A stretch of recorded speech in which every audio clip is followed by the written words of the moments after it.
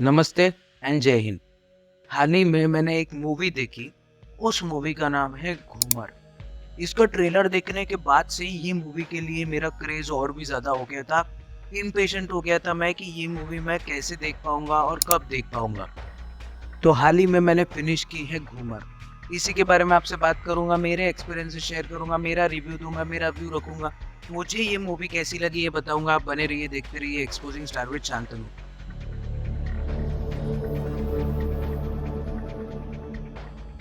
तो हाल ही में मैंने ये एक मूवी फिनिश की है। उस मूवी का नाम है घूमर। अब सबसे पहले इसकी स्टारकास्ट की बात कर लेते हैं। सबसे पहले इसमें है बहुत ही अंडररेटेड और सुपरस्टार मटेरियल अभिषेक बच्चन।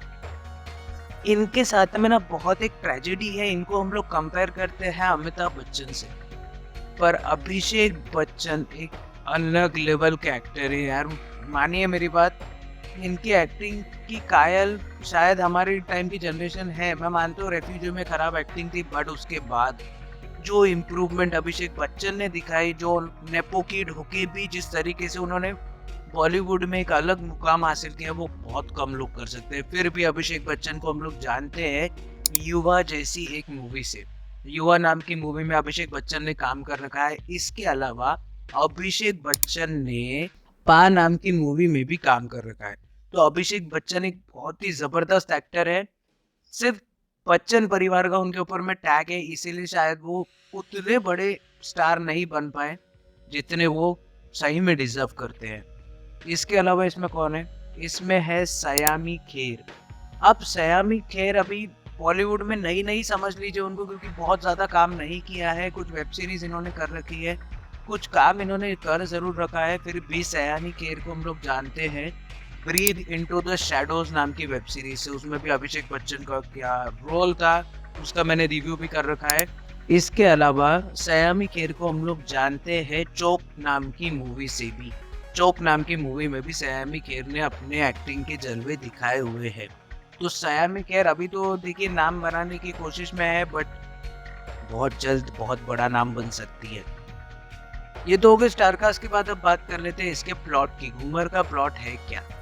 तो शुरुआत होती है अभिषेक बच्चन से ही शुरुआत करेंगे। मैं थोड़ा सा उनके तरफ में बायस्ड हूँ, हालांकि मूवी के रिव्यू में बायस्ड होके नहीं दूंगा, पर उनके लिए मेरा एक सॉफ्ट कॉर्नर है, मैं उनके लिए बायस्ड हूँ। तो शुरुआत होती है अभिषेक बच्चन से।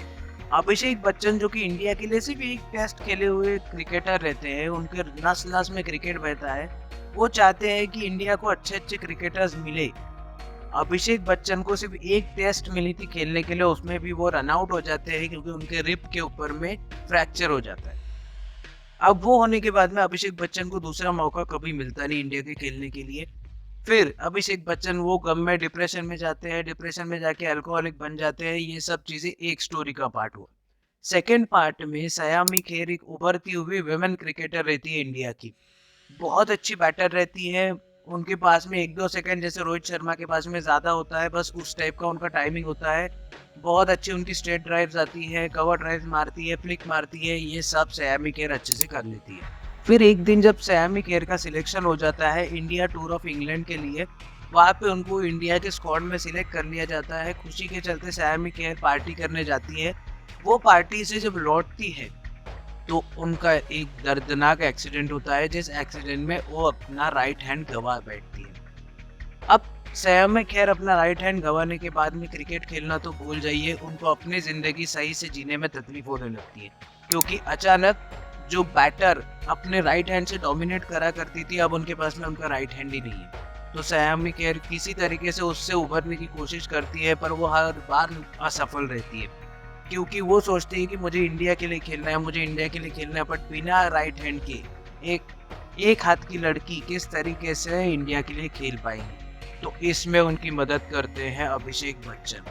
अभिषेक बच्चन सयामी खेर के यहाँ जाते हैं, उनको कोचिंग देते हैं। अब कोचिंग तो दे दी, पर एक हाथ वाली लड़की का इंटरनेशनल वुमेन्स क्रिकेट में पदार्पण होना बाकी है।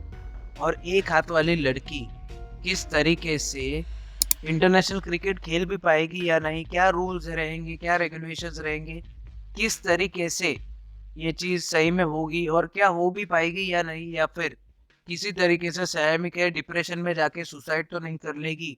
इन सब चीजों के बीच में ये सारी स्टोरी झूलती है। अगर शॉर्ट में समझो ना तो एक क्रिकेटर है उभरती हुई विमेंस क्रिकेटर जो बहुत अच्छी बैटर रहती है, रोहित शर्मा जैसे, उनके पास में 1-2 सेकंड ज्यादा होते हैं, बैटिंग बहुत अच्छी करती है, उनको इंडियन टीम में सिलेक्ट कर लिया जाता है। बट उनके साथ में एक मिस हैपनिंग हो जाती है, वो मिस हैपनिंग के बाद में वो अपना राइट हैंड गवा बैठती है। अब अभिषेक बच्चन उनके लाइफ में आते हैं। अभिषेक बच्चन उनको बताते हैं कि कोचिंग देते हैं, बहुत ब्रूटली उनको कोच करते हैं, और वो सोचती है कि किसी तरीके से वापस इंडियन टीम में एक बार जाना है।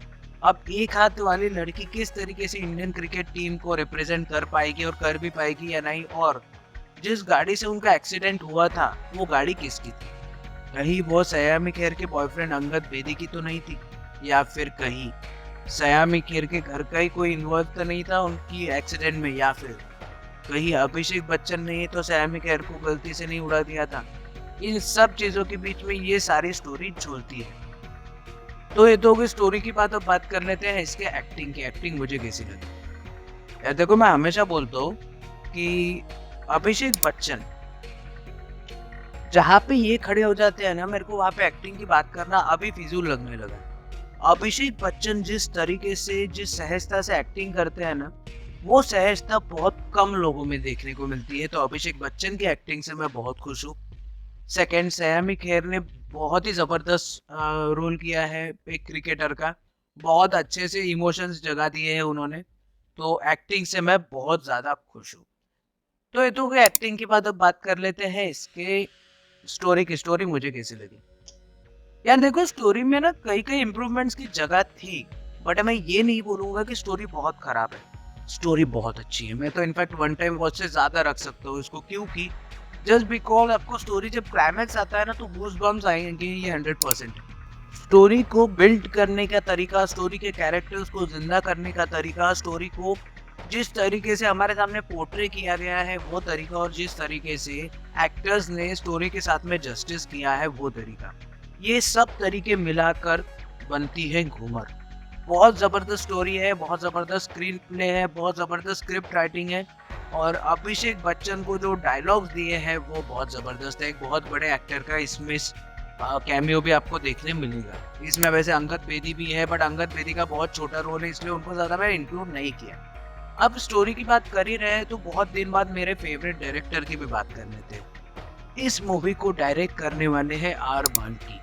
अब आर बाल्की को हम लोग जानते हैं, अलग अलग स्टोरीज हमारे सामने लाने का इनका रिकॉर्ड रहा है। आर बाल्की जी ने चीनी कम जैसी एक मूवी लाई थी उस जमाने में, जो अपने जमाने से बहुत आगे चलते हैं ना, वो है आर बाल्की। चीनी कम नाम की मूवी उन्होंने लाई थी, बहुत जबरदस्त मूवी थी वो, मैं तो आज भी देखता हूँ। इसके अलावा आर बाल्की ने पैडमैन बनाई, वही अपने जमाने से आगे रहने वाली सोच है इनकी, वो अलग अलग स्टोरीज लेकर आते हैं। तो आर बाल्की मुझे बहुत पसंद है, उनकी ये स्टोरी है। अगर तो आपको घूमर देखना है तो जाइए, आपकी नजदीकी या दूर की कोई भी सिनेमाघरों में जाइए और जाके देखिए घूमर। बहुत जबरदस्त मूवी है। कहीं थोड़े बहुत इम्प्रूवमेंट्स की जरूरत है, बट फिर भी वो निगलेक्ट अगर कर भी दो तो फर्क नहीं पड़ने वाला है। तो घूमर एक सीरियसली देखने लायक मूवी है। फिर भी अगर आपको देखना है या नहीं, मैं आप पे छोड़ता हूँ। आशा करता हूँ जो मैं रिव्यू आपको देना चाह रहा था, जो मैं कहना चाह रहा था, वो सही से आप तक पहुँचा होगा। अगर मेरे पास में और भी कोई टॉपिक आता है तो उसके ऊपर मैं एक वीडियो बना दूंगा। तब तक के लिए आप बने रहिए, देखते रहिए एक्सपोजिंग स्टार विद शांतनु। जय हिंद।